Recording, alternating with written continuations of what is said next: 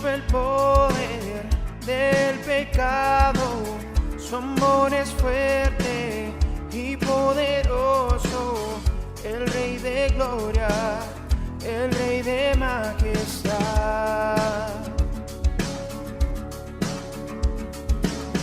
Conmueve al mundo con su estruendo y nos asombra con maravillas, el Rey de gloria, el Rey de majestad.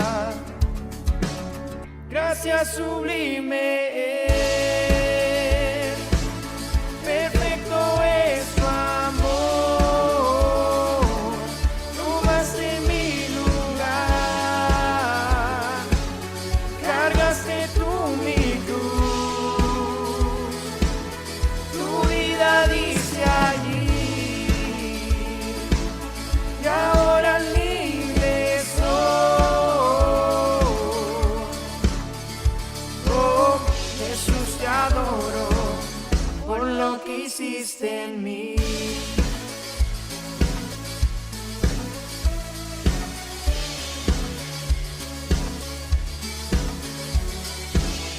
Pusiste en orden todo el caos, nos adoptaste como tus hijos, el Rey de gloria, el Rey de gloria, el que gobierna con su justicia y resplandece con su belleza, el Rey de gloria, el Rey de majestad. Gracias sublime es, perfecto es tu amor, tomaste mi lugar, cargaste tú mi cruz, tu vida diste allí, y ahora libre soy. Oh, Jesús, te adoro por lo que hiciste en mí.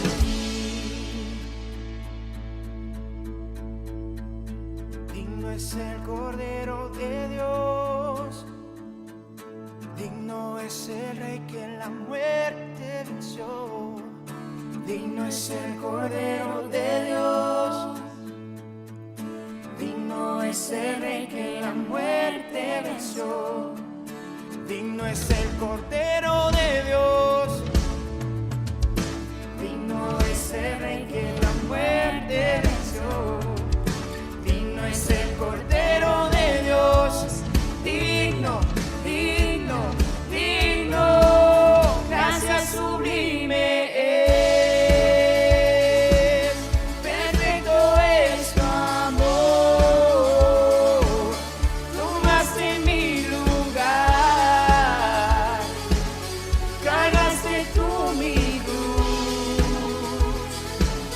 tu vida diste allí,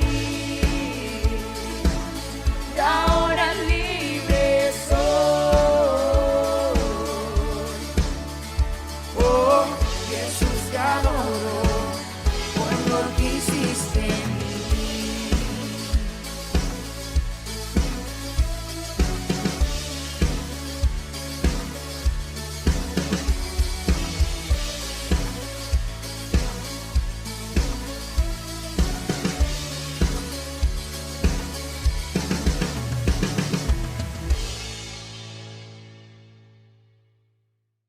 Hola, mis queridos hermanos, les saludo desde Argentina.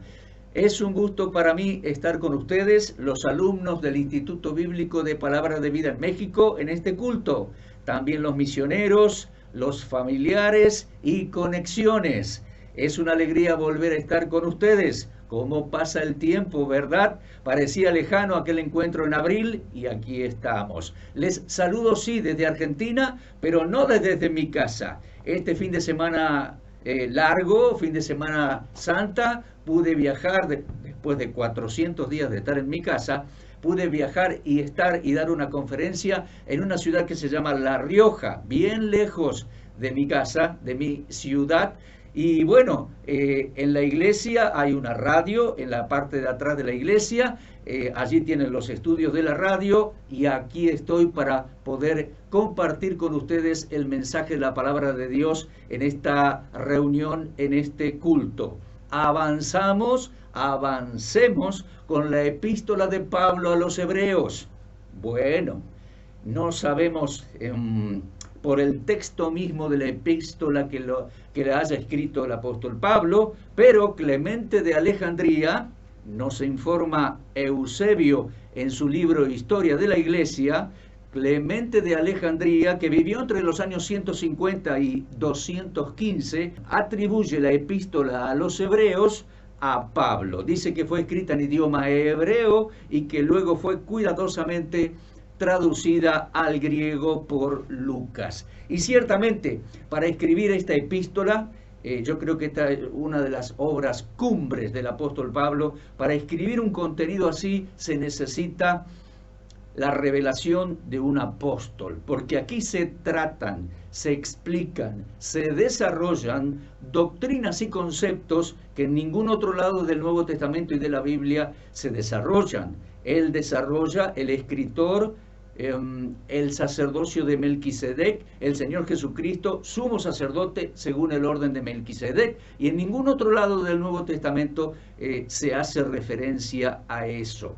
Bueno, ustedes han avanzado por Hebreos, hoy me toca a mí, Hebreos 7 y Hebreos 8, de modo que les voy a explicar algo para que no tengamos expectativas equivocadas. En estos pocos 25 minutos que voy a estar con ustedes, yo voy a dar un somero pantallazo allí, una superficial observación a Hebreos 7 y Hebreos 8, porque realmente son capítulos extensos y de mucho contenido y revelación bíblica. Por supuesto, el tema central de esta epístola es el Señor Jesucristo, el Mesías.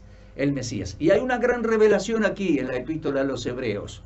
El Mesías no solamente tendría un ministerio terrenal, que ya cumplió y fue elevado al cielo, sino que además, entrando a los cielos, de acuerdo al juramento de Dios escrito por David en el Salmo 110, de acuerdo a ese juramento, el Señor fue establecido por Dios el Padre como sumo sacerdote de un nuevo orden sacerdotal.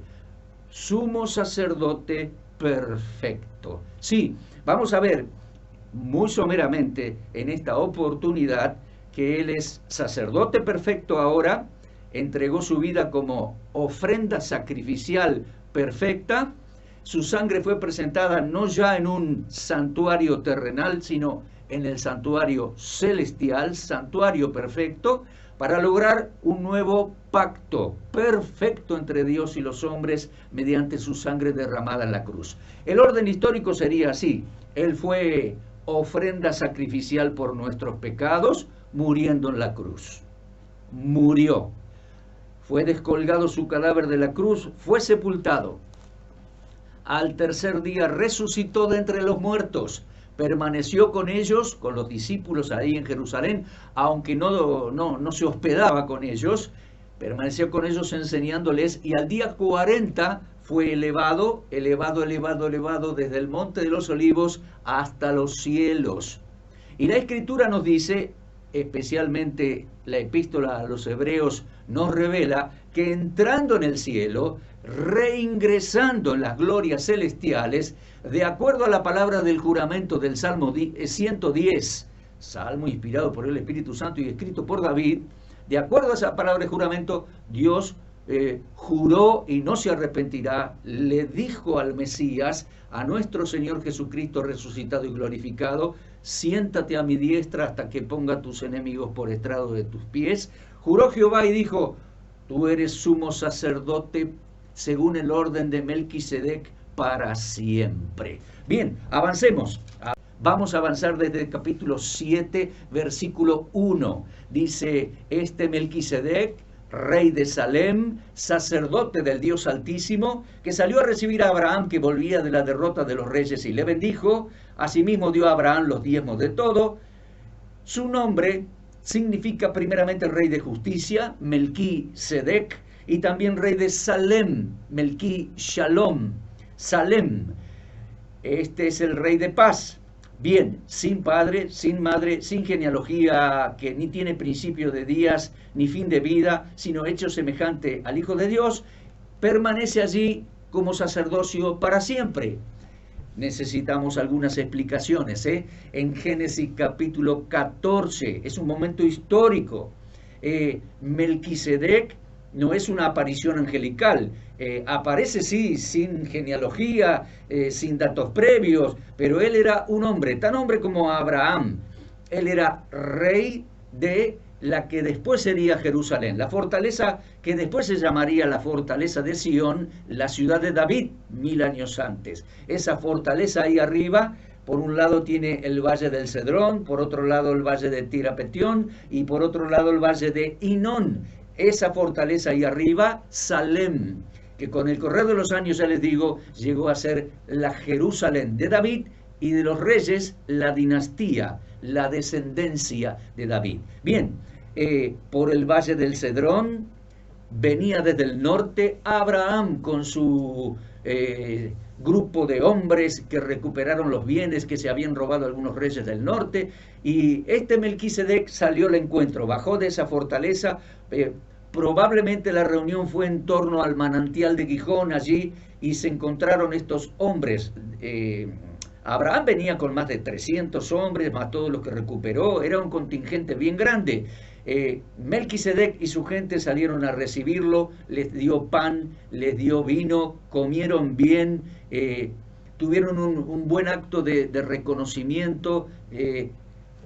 Abraham lo reconoció como sacerdote de El Elión, del Dios Altísimo, y Melquisedec bendijo a Abraham. Ahora, este Melquisedec, rey de justicia, mire usted, aparece de improviso, de pronto en la historia, y así como aparece, sube de nuevo a la fortaleza y se pierde.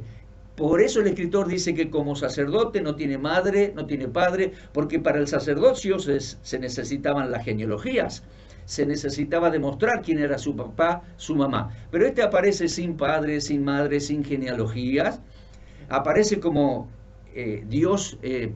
sacerdote de El Elión, el Dios Altísimo, y así como aparece, después desaparece. Queda como un flash, como una foto antigua, queda ahí como un pequeño video histórico.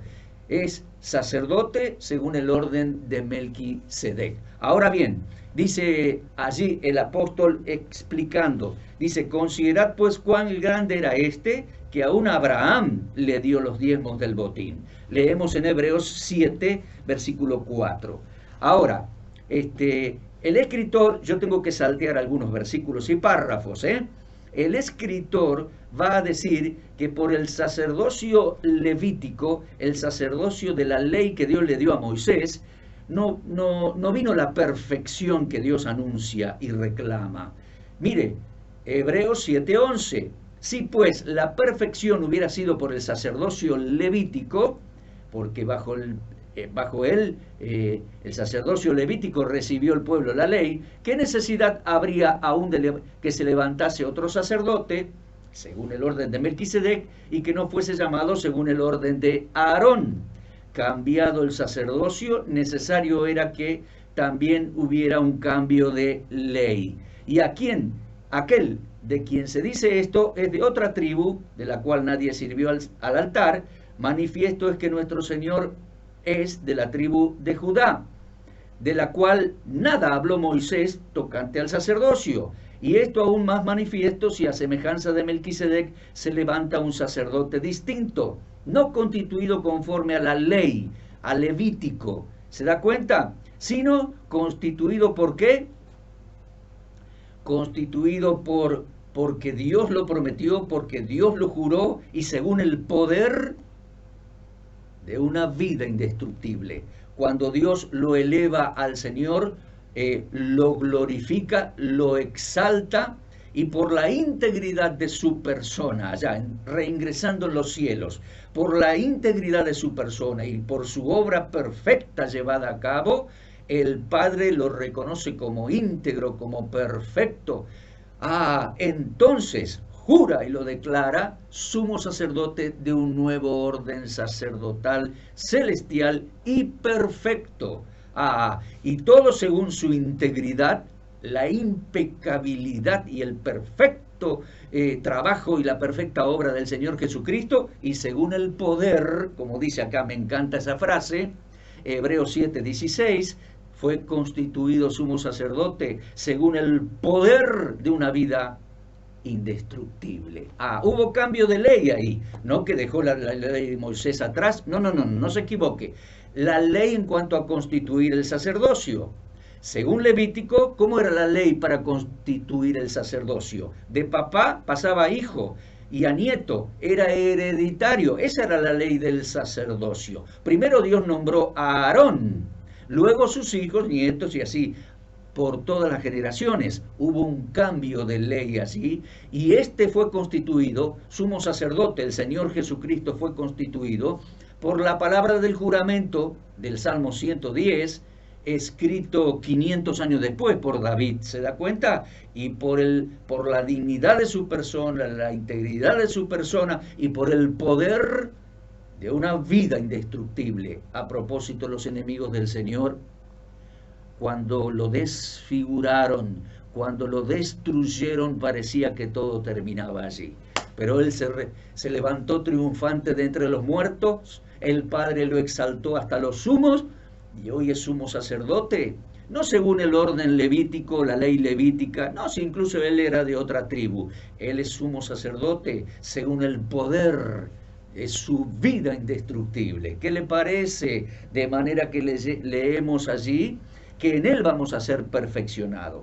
Nada perfeccionó la ley terrenal. Dice el versículo 19, nada perfeccionó la ley, y además se introdujo en la Escritura el establecimiento de un nuevo sumo sacerdote por la palabra del juramento del Salmo 110. Dice, versículo 21, Hebreos 7:21. Dice, los otros sacerdotes ciertamente sin juramento fueron hechos sacerdotes. Lo heredaban sus hijos.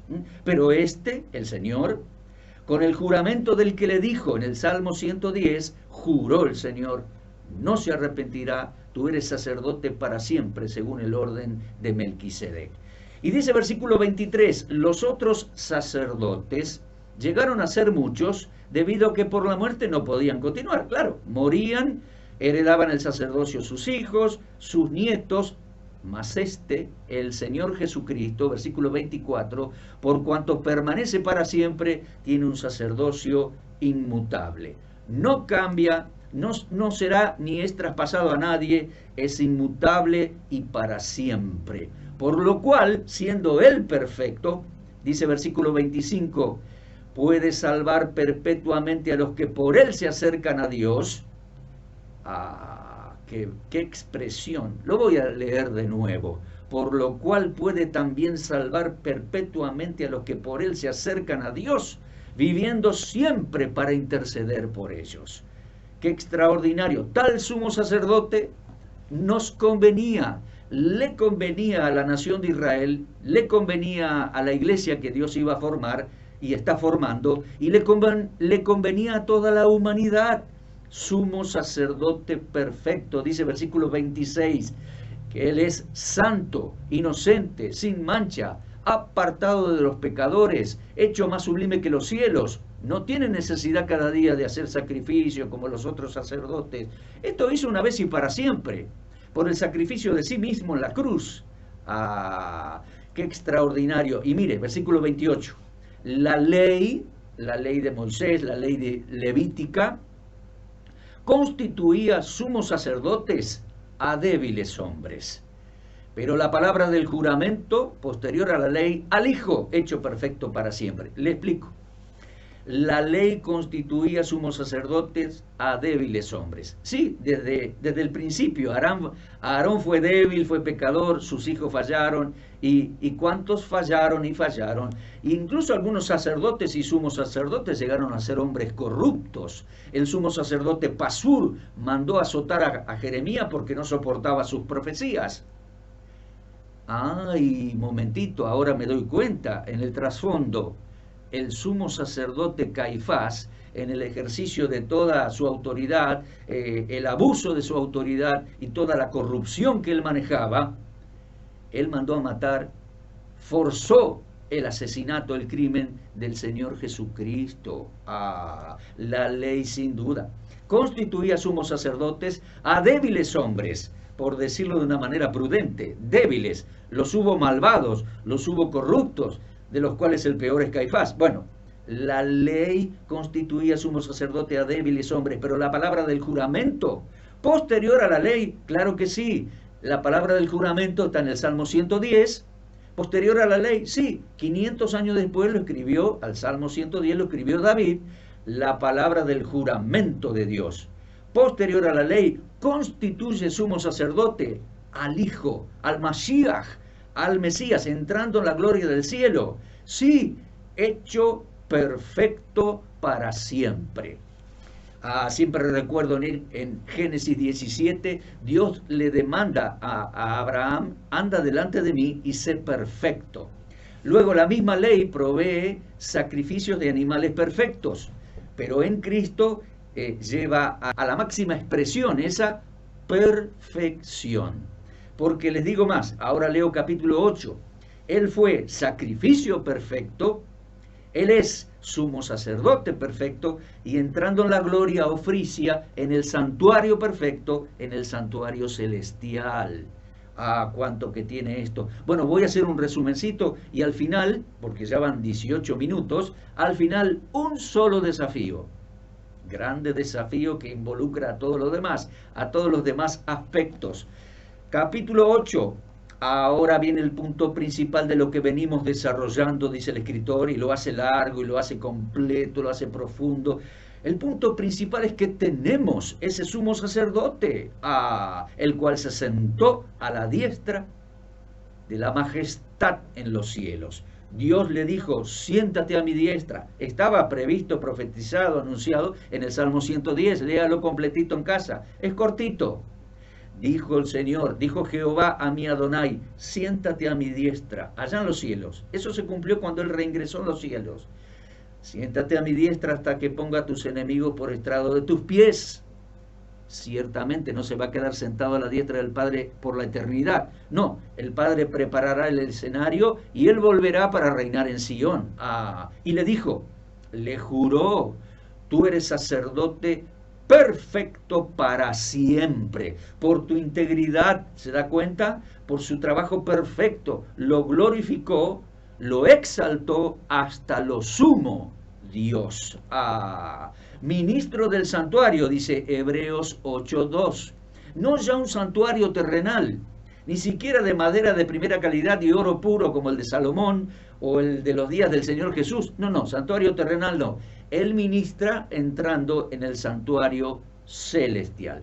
De hecho, el santuario terrenal que construyó allí David y Salomón, y el otro lo construyó Zorobabel, el segundo, y lo engrandeció Herodes. El santuario terrenal era como una maqueta, era como una copia, fijándose el modelo que Dios le dio del cielo. Esa maqueta, esa copia era sombra, figura del cielo mismo, el santuario celestial. Ahora mire, versículo 5, Hebreos 8:5, los cuales sirven a lo que es figura y sombra de las cosas celestiales, como se le advirtió a Moisés cuando iba a levantar el tabernáculo y se le dijo, mira, haz todas las cosas conforme al modelo que se te ha mostrado en el monte. O sea que el templo, primero el tabernáculo y luego el templo en Jerusalén, fueron maqueta, modelo del cielo mismo. ¿Se da cuenta? Pero ahora dice, no solamente tenemos un sumo sacerdote perfecto, un santuario perfecto en los cielos, también tenemos mejores promesas y un mejor pacto. Versículo 6, Hebreos 8:6, pero ahora tanto mejor ministerio es el suyo, cuanto es mediador de un mejor pacto. Pacto, mis queridos hermanos, no ya hecho por la sangre de animales, sino por su propia sangre, sangre inmaculada y perfecta, la sangre del varón Jesucristo el Señor. El valor de su sangre se desarrolla en otros párrafos. Tenemos mejor pacto y dice, establecido sobre mejores promesas. Porque si aquel primer pacto, el pacto de la ley, hubiera sido sin defecto, ciertamente, dice Pablo, no se hubiera procurado lugar para un segundo pacto.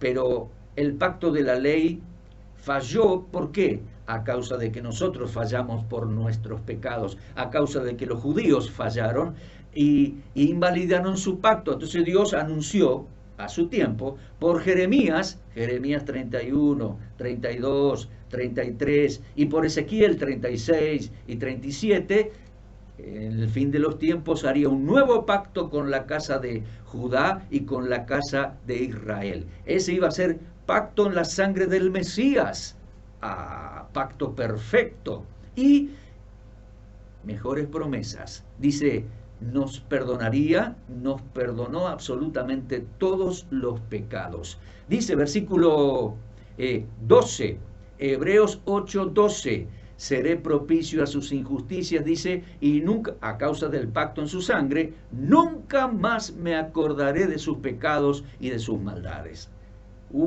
Al decir, versículo 13, Hebreos 8:13, al decir, nuevo pacto, ha dado por viejo al primero, lo que se da por viejo se envejece y está próximo a desaparecer, dice el escritor.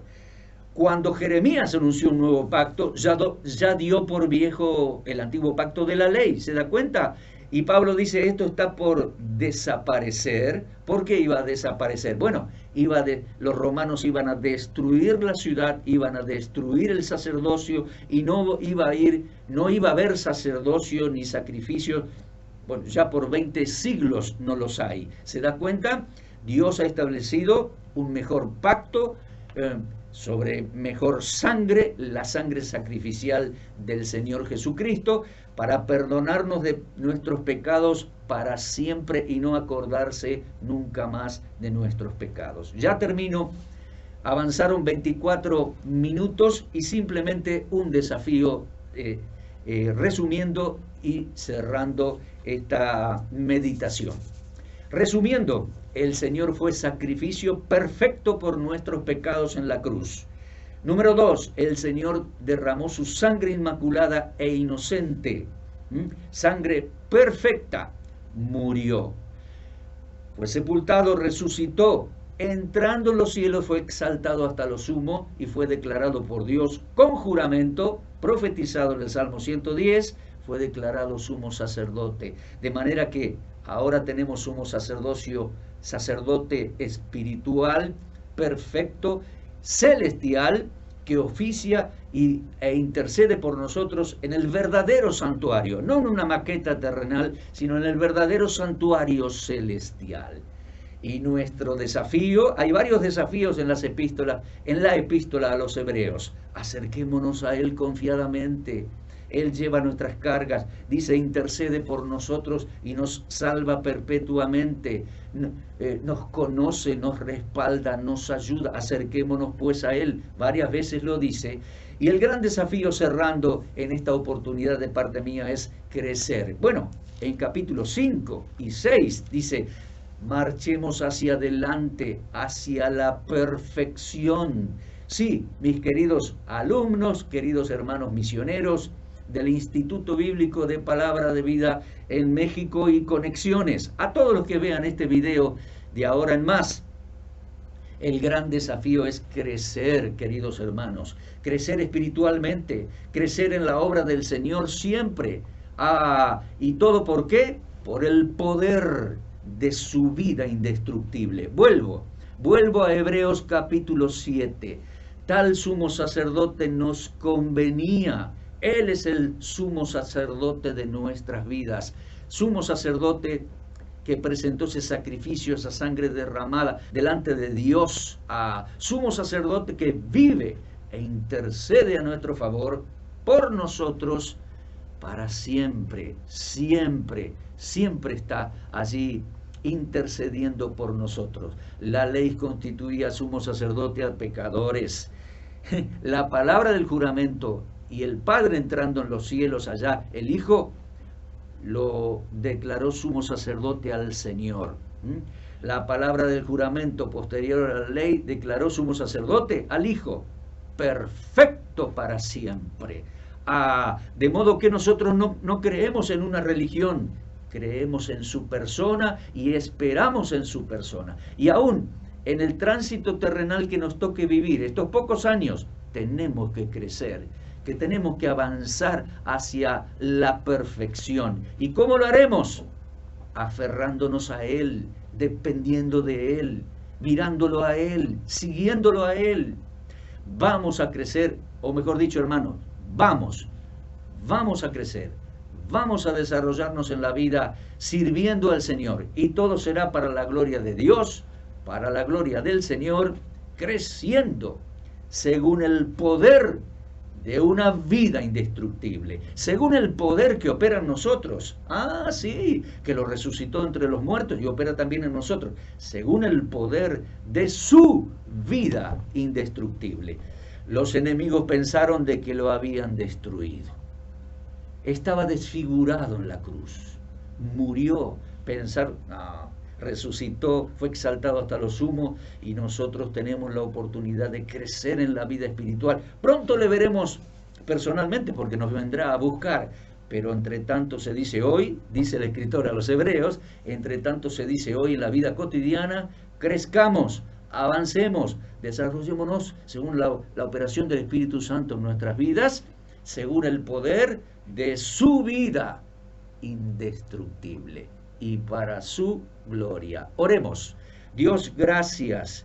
Tenemos sacrificio perfecto en la persona del Cordero, en la persona del sacrificio de expiación, el Señor Jesús.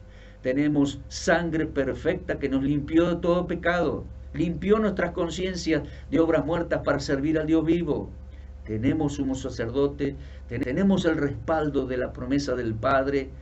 Señor, ayúdanos a entender esto, a aceptar el desafío y aprovechar la oportunidad de crecer espiritualmente cada día por el poder de la vida indestructible de nuestro Señor Jesucristo. Gracias, Señor, por este tiempo con los hermanos. Gracias por tu palabra tan rica. Gracias por la persona del Señor tan grandiosa para nosotros. Gracias, Señor, pedimos tu bendición sobre el Instituto Bíblico, cada vida de cada uno que nos está mirando, y te agradecemos muchísimo, Dios, orando en el nombre de Cristo. Amén y amén. Bien, queridos hermanitos, Dios les bendiga, un abrazo a distancia y será hasta pronto, si Dios quiere.